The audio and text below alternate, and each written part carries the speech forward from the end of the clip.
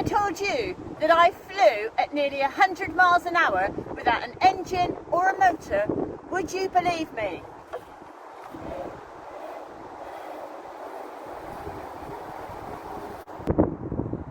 Well, I guess it would depend. You might ask yourself, now is Ros generally reliable? Does she tend to exaggerate or get the facts wrong? These are good and important questions, because if you think I am reliable, then hopefully you can trust me. You might also ask, did anyone else see you? Well, if they did, then that would back up what I'm telling you.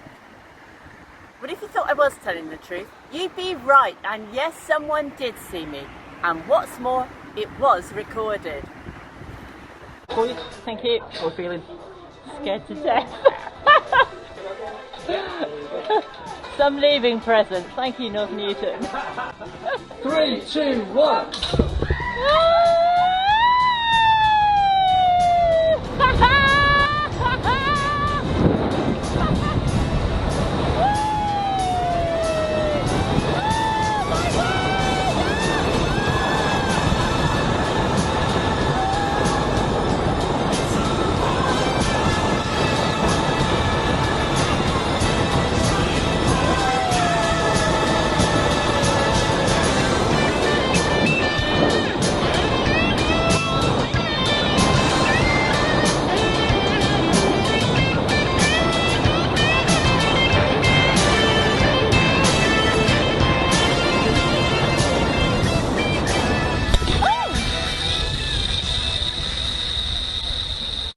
So, you've seen the evidence that I was telling the truth, but how do we know that the Bible is telling the truth?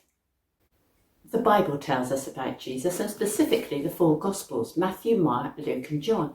If we want to ask whether what they write can be trusted, we can ask the same two questions. Are they reliable witnesses? Do they tend to get their facts right? Well, I believe yes, they are reliable and their facts are correct, as the writers spent their time with Jesus and what they say is compatible with what people who lived at that time would have said.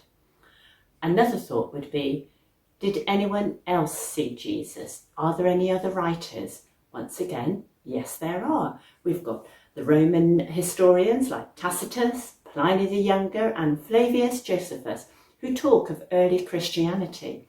This is all a bit more evidence that it wasn't all made up. So what can we learn from reading the Gospels? We know that these books were written by people who were with Jesus at that time.